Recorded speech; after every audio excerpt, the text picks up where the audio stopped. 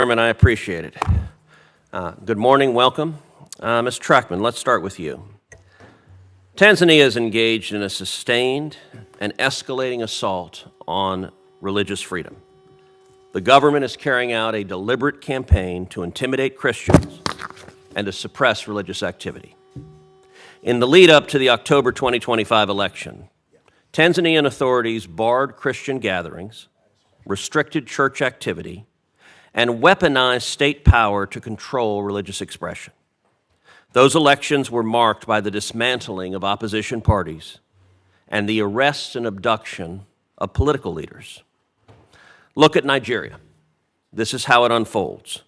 The persecution of Christians is downplayed by senior officials while violence escalates, especially in Nigeria's middle belt, with zero accountability.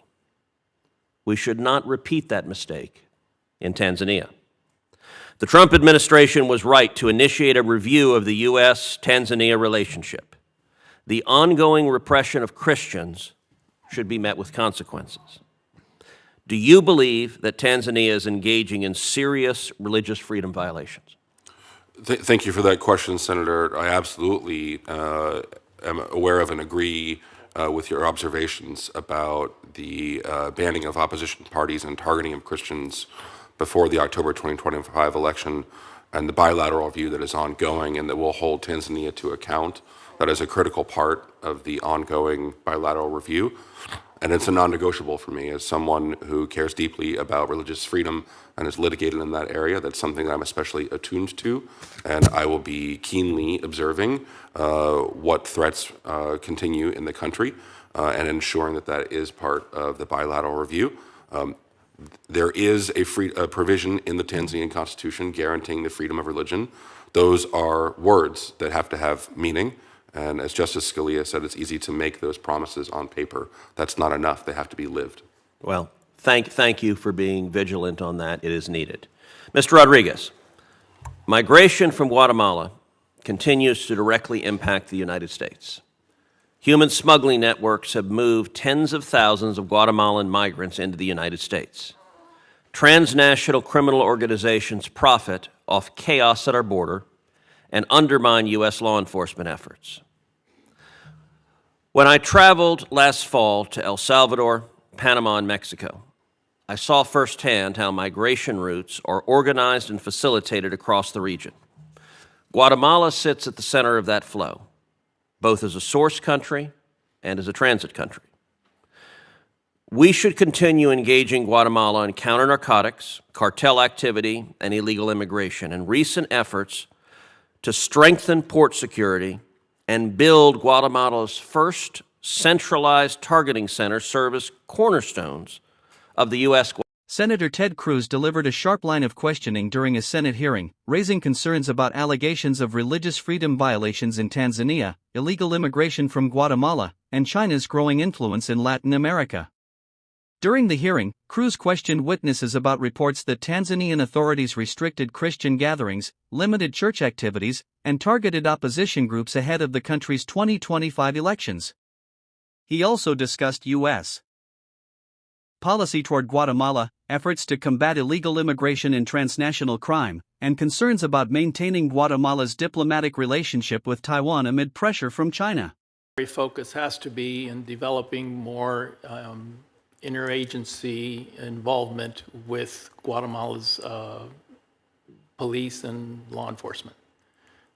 We already provide training. We have vetted groups inside of Guatemala. We provide financial assistance for the training, and I think that has to be furthered. And my understanding is that the Arevalo administration has been very cooperative with the United States in that regard. Additionally, in Guatemala, the Chinese Communist Party is aggressively working to flip Guatemala and to strip Taiwan of one of its last remaining allies in the Western Hemisphere.